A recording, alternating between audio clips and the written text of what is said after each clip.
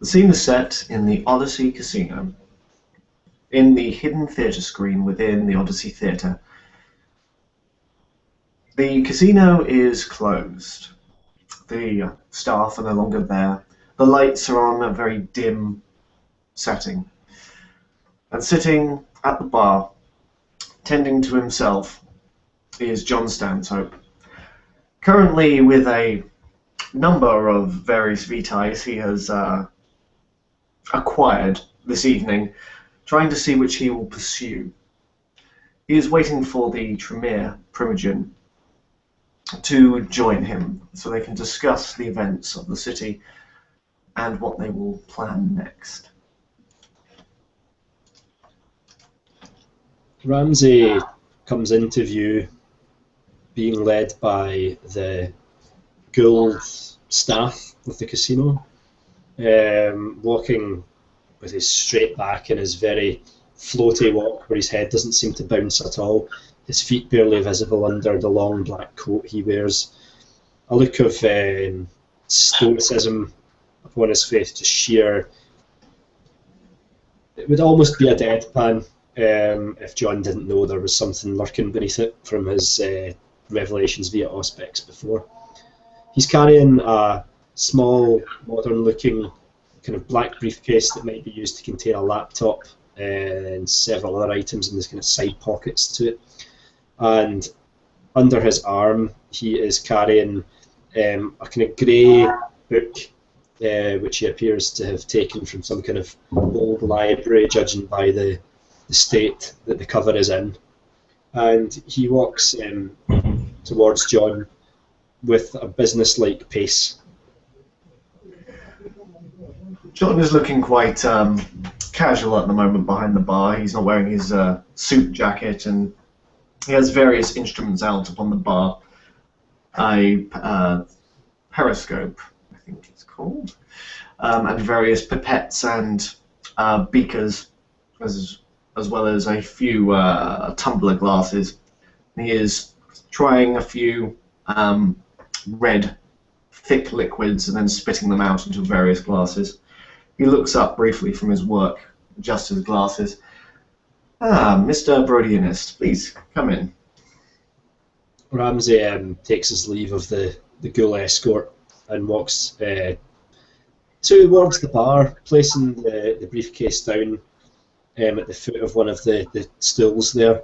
And he doesn't seem incredibly comfortable in a bar setting, but he's managed to hoist himself up into one of the stools and almost distastefully sort of perches himself on it. Doesn't seem to be able to relax much in this kind of seat. John takes a swig of one of the wines. Does that taste a little too young to you? Ramsay takes the glass and sniffs it. Long dead. And he takes a sip. I prefer my drink fresh, but a fair approximation almost blasts open the sinuses at the very first sip. Yes, the power of youth, and he closes his eyes for a second and contemplates. Ambition, and he slides it across the surface of the bar again. I will have to discipline the staff for selling alcohol to a minor then. So, I take it you've heard the news? Yes. I took the liberty of responding to it. I imagine you've done the same. Indeed. We lost by a minor infraction, by a treacherous member of the council who, whether Lysander got to them first and offered them something, or whether they were simply lying through their teeth. I always knew that the Malkavian and the Toreador Primogens would be a hard sell, but I thought Nosferatu and the gang roll would be with us at least. Never mind. I was visited just this evening by the Toreador Harpy, Mr. Salisbury. He came seeking the sheriff's counsel, a matter involving his child. I understand you were consulted on this matter previously. Yes, the bloody fool broke the masquerade right in front of the Black Orchid. Hmm. Him and a number of kindred, they wished for the Ventrue to cover it up, and to make sure that he didn't get into trouble, I told him to go see the sheriff directly. Better than him finding him. Yes, a wise gesture. I trust you extracted a suitable, shall we say, method of repayment for your services from the gentleman. Oh, I have much invested into the harpies of this city, and I would like to see them great again. Mm. It's always good to be someone that the younger kindred count upon. I must agree. The children are our future, etc. A terrible song, but a true statement. Mr. Salisbury brought interesting tidings. He seemed less than enamoured with the outcome of the result, which he did not know until we informed him. And although his true emotions were masked by the eminent distrust and fear he would rightly feel upon entering our chantry, he did betray somewhat of a disappointment in the selection of Prince, and intimated that his Primogen shared this feeling and was not entirely enamoured with the selection, seeing it as simply the lesser evil rather than something desirable. That does surprise me. I thought that Toreador Primogen was quite in bed with Lysander Legine. Interesting. Perhaps his loyalty lies more with the other candidate, who, despite having commanded perhaps his respect, shall we say, would seem to have been unelectable, and he saw no other option but to accede. Or perhaps he simply felt that only a vote for Lysander could give a clear outcome in this instance. Indeed, but I think we should not diminish our accomplishment. The fact that we got almost half the votes with no clear candidate in mind. I fear I can take little credit for your efforts, Mr. Stansel.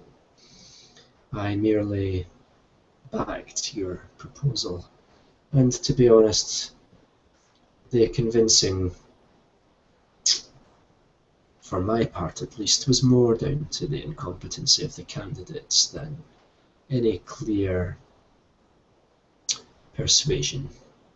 It was the only obvious choice. Now we simply have to deal with the outcome. And deal with it we shall. The question is in which direction?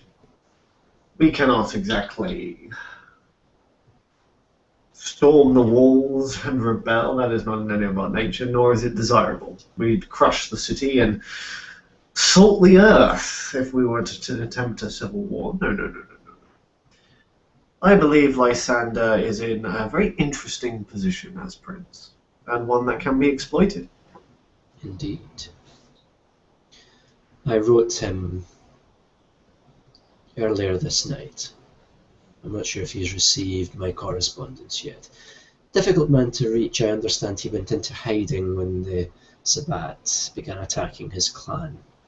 A great trait for a prince, I'm sure. Nonetheless, he is difficult to reach by conventional methods. I forwarded my letter via the seneschal, who I believe remains in station. Which is an interesting point. Why do you think he has remained Iris Essential when it is clear that she almost cost him the princedom, and her incompetence is plain for every kindred to see? The Harpies are not exactly kind to her recently. I might suggest that perhaps the rivalry between Mr. Eudocia and our mutual acquaintance, the Toreador Primogen, maybe more than a simple political misunderstanding. But it was clear before that, regardless of the outcome, that the Seneschal would be the loser of the election. A vile method, but I have come across information that may prove otherwise. As we are both very well aware, Lysander has a lot of respect and status within our society, but very little influence in actual capital. He cannot rule the city. He doesn't have the power.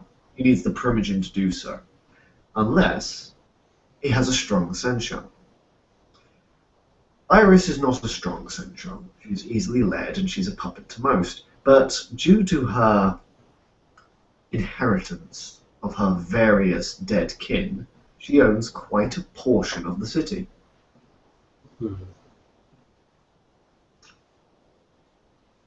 Which means that Lysander gets the best of both worlds. He has the popularity of his reign while using a very malleable Ventrue to act as his banker. I see. He intends for Iris to bankroll his expansion. It makes the most logical sense. Where do you believe his sight will turn in terms of influence? To be honest, I really do not think he actually has a clear motive. His policies in which he is most passionate about are that of the right of embrace and right of domain. I think he will focus internally on the kindred side of things and the Sabbat rather than any issues with the kind. And Iris isn't exactly, well, she is just one woman without the backing of that clan.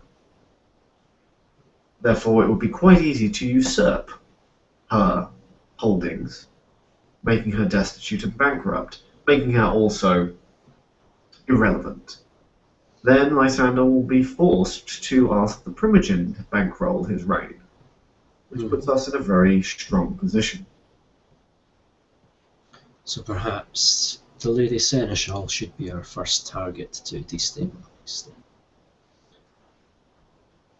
I had rather hoped that she might intercept the correspondence I sent him.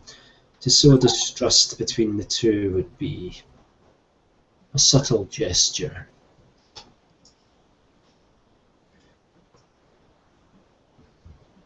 It would be desirable to have them bickering amongst themselves while we clean up the pieces. How this is to be done, though, I am unsure. Do we have a comprehensive list or idea, at least, of what the Seneschal's holdings are currently and where they stand in terms of Camarilla law? John smiles wickedly. Why, it is the purview of the Primogen of the Ventrue to know all the assets and holdings of his clanmates. Lady Seneschal is no exception. Then perhaps an understanding can be reached on the best way to procure those assets, or at least take them out from under her feet. I understand her to not be one who takes a very hands-on approach to running her businesses. Perhaps some carefully placed lieutenants to maneuver things in the right direction. I am currently using a couple of the neonates who seem quite apt in the modern technology. Do you know of Codex? Do you know one of my clan named Aiden? I do not believe we've met. And this Codex I understand to be Mr. Salisbury, as he introduced himself. Ah, of course. I forget which name he introduced himself. Quite a flamboyant character. Shouldn't be unexpected in the Ventrue. Yes, Mr. Salisbury is quite the technologically minded kindred.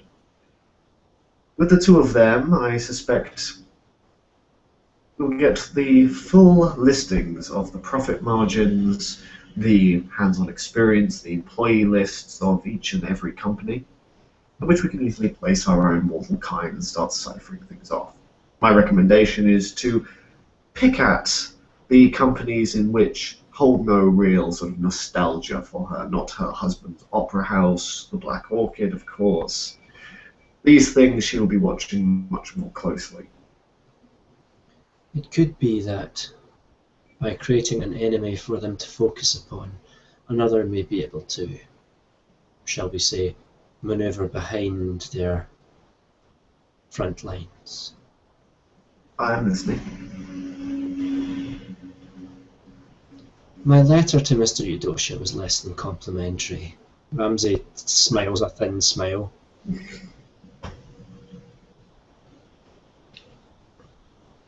It may be that I can position myself as the, if not the target of their ire, at least the target of the surveillance and their ideas of who may be attempting to undermine them. In such ways, those who are deemed to be trustworthy and close may be able to maneuver against them without their notice. In fact, may be able to do so under the guise of striking at me, at least subtly. That will be the surest way in which we can exert our influence. If only we didn't have to split our attention away from our true threat within the city, the Giovanni and the Independents. True.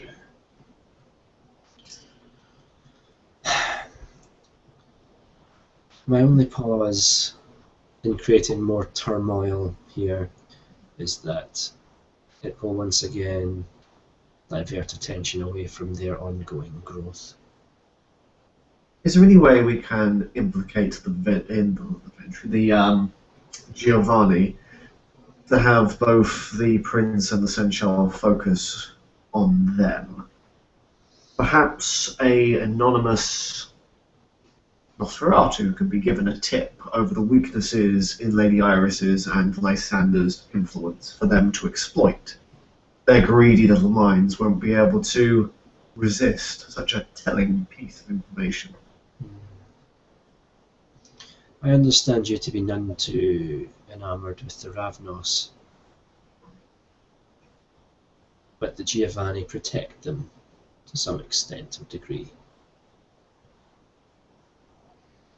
If we could invite a move against them, the Giovanni may act out of their own twisted code to implicate themselves.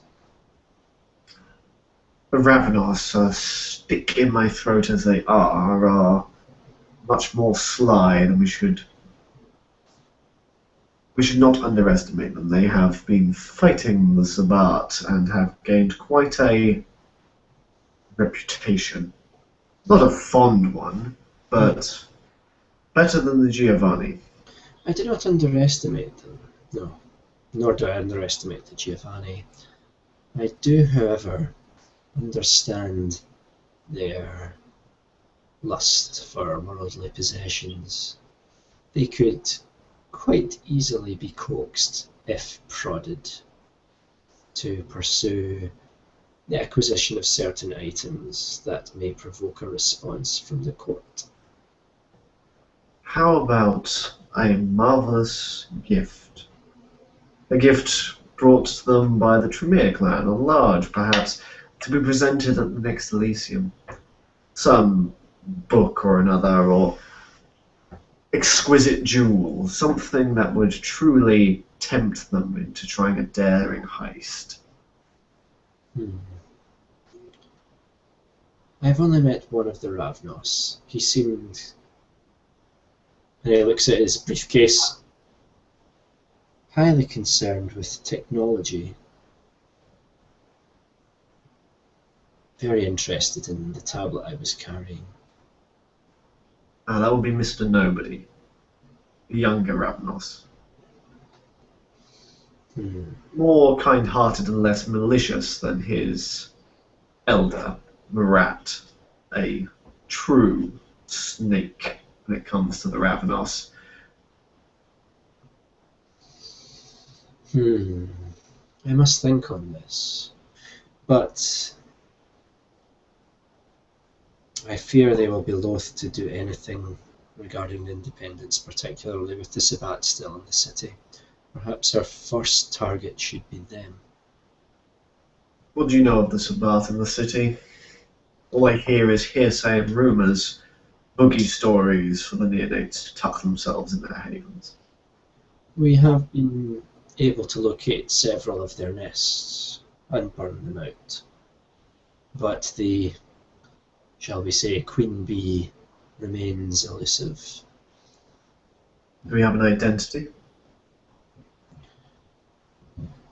The leader of this particular crusade appears to be the La Sombra known as Apollo of Corinth. A figure of some fame, it would seem.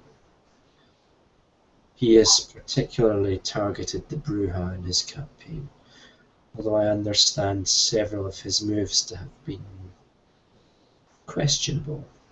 May be interesting to get him on my couch and have a word. Though I do not expect him to come quietly. I understand him to have, shall we say, encouraged our illustrious prince into hiding with the mere mention of his name. He must be a truly powerful elder to get Lysander to quake in his boots. Or perhaps our prince is a coward. The bluntness with which he states that may take you aback somewhat, and Ramsay appears 100% full of conviction in that statement. A possibility, but doubtful. In any event, me and mine won't be able to help you in a Sabbat hunt. Not how we operate. I am currently looking to expand the Ventru holdings and kind influences. If any of those will become useful to the sheriff's inquiries and your own clan's occultic abilities, then you only need to ask. The Regent and I have been investigating the Sabbat and striking them where we can. It is often difficult. They are a tough weed, but one to which we have the appropriate pesticide. As you say, our knowledge runs deep. Speaking of deep, I hear just this evening that he has put out feelers to our clan regarding some form of informal alliance. I am as yet unclear as to what form this will take or the motives behind such a move, but I understand him to have held temporary power at one point. We must beware that he does not plan some form of coup. Then again, and Ramsay leans towards you, and then looks rather uncomfortable as he attempts to maintain his balance on this bar stool. He may just be the cat's paw we need to distract our dual friends, the Seneschal and Prince. I have never known Deep in the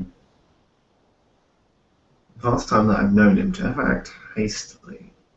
A Gangrel Ventru Tremere alliance would be a powerhouse within the city.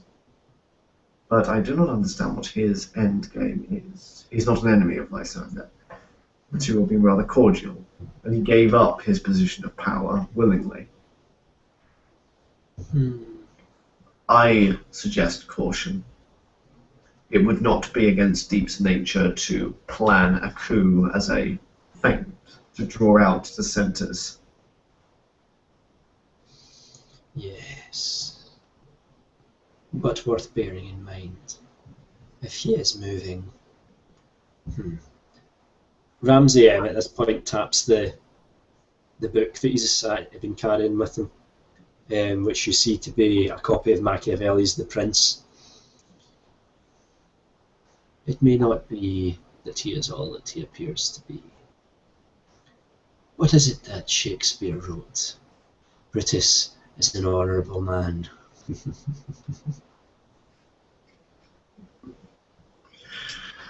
If only we could have our own entity. Make things very different.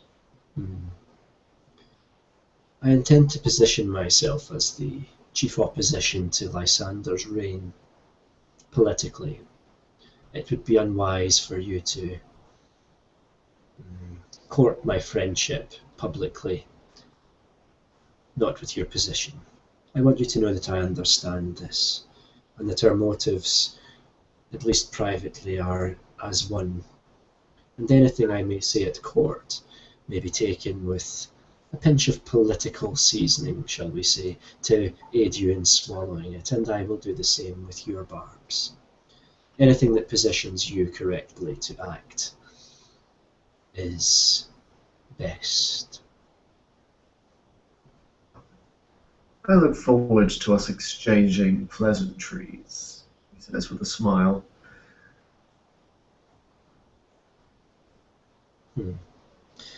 Perhaps other things may be exchanged at a later date when circumstances allow. For power absolute is power shared. And Ramsay, he was looking kind of down at the book again, but when he says power shared, his eyes glance up at you, and he takes a measure of your reaction, not using any sort of supernatural ability, just to see what your expression is as he makes that comment. John's got idyllic memory and has read Machiavelli. Is it a misquote? He's not quoting the book. Just impassive.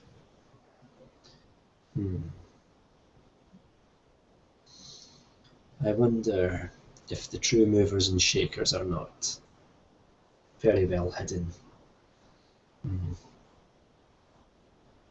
As you say, Deep has been nothing but cordial towards Lysander. It could be that the triumvir Antony is hidden behind the facade of power. Nonetheless, do you know how the Gangrel Primogen gave his vote? I understand you courted him. I did. I did not see that we were given the actual votes. I thought it was all anonymous. Yes, sadly. But only 3 can have voted against. We know 2 of them are sitting in this bar right now. Who would the 3rd have most likely been? Of those that I courted, the Gangrel and Nosferatu. The Nosferatu was a petulant woman, way in over her head. Enjoyed the idea of control, which I found appealing and easy to court. Her main reason for siding with us, so she said, was that we were the only ones who bothered to come and speak to her. Nosferatu always appreciate being included and not forgotten about. Yes. Gangrel Primogen needed a bit more persuading, but he, I believe, he left with the intention of voting our way. One of them has betrayed us.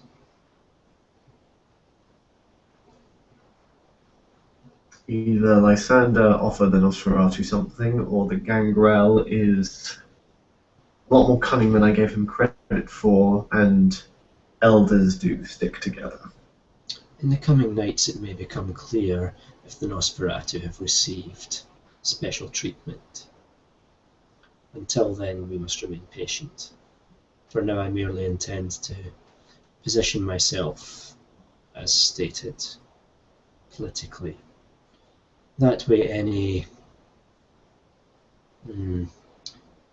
latent opposition to Lysander's reign will rally to my side, while you will be able to embed yourself further in the trust at court, and perhaps usurp your erstwhile elder's position in time. That would be most fortuitous.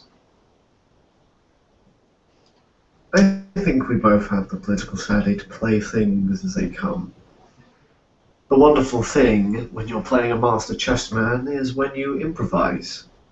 You never know which move you're going to make next. Yes, down the line's less studied, particularly a very old player who is, shall we say, set in his lines of attack. Perhaps it's not time for a more unorthodox move then. But careful planning and regular discourse will be required. Although I would recommend we continue to conduct these meetings away from the public eye and not be seen to be chummy. Agreed. It is an obvious play, but one that could very well slip under the radar. It seems our Prince and Central have a lot more to think about than the backroom court dealings of Lviv Primogen. If you catch this, Apollo, I would be most interested in your own administrations of information gathering. Oh, we have our subtle ways. I imagine they are not too dissimilar from those employed by anyone seeking to gain information, but of course, we do have our special talents to consider. If there is nothing further, I will depart. If you hear of any erroneous information that might benefit us, then do not hesitate to contact. We will do as our clans do best. You will be the bulwark defense of the city, while the Ventrue will maintain the masquerade. May I recommend something which simply strikes me as we talk? As a means of communication, we are not without our resources, and I understand neither are you. It may be an interesting method of communication to perhaps set up a small publication of some kind, not one of any note, or one of these sort of supermarket rags who throw out ridiculous rumours of UFOs and such things, and perhaps it can be through the correspondence of this small staff that we may pass our messages to each other on this issue without too much public notice. In that case, I recommend a cipher, and he taps on Machiavelli's book. 200. Ramsay laughs. Page 200, line 6, word 4, beginning of the cipher. Ramsay takes out his data tablet from his briefcase and he begins punching into it. It may take some time to codify, but yes, it will be best, I believe. And this way, there will be no confusion as to our positions at court. It would not do for us to be seen together every other week. We shall keep these meetings infrequent, but our discourse frequent through other means. A most profitable arrangement. And who knows, perhaps it will become a well-read publication and may yet help us in upholding the masquerade.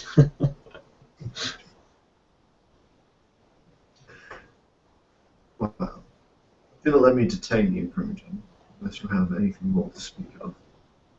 Ramsay looks almost delighted to slide down from the bar stool. He puts his tablet back into its case and picks it up. I believe our arrangements will be mutually fruitful. I intend to meet with the Prince in the next few days to discuss his matters of domain and influence. There are areas in which we may be found to overlap, I understand, but do not fear, there will always be room for compromise between those who share aspirations.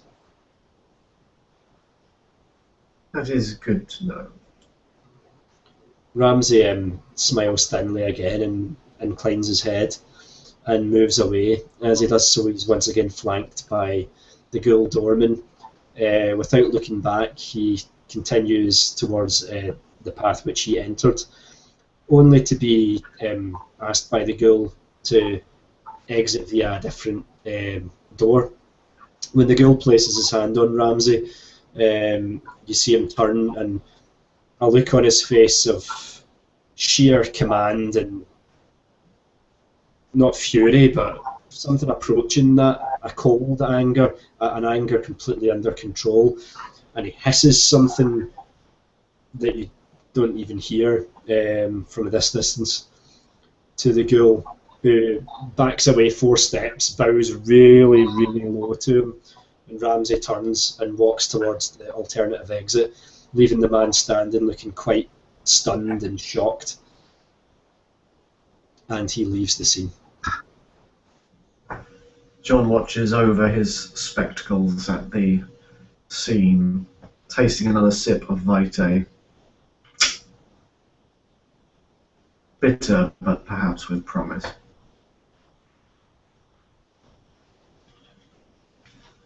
I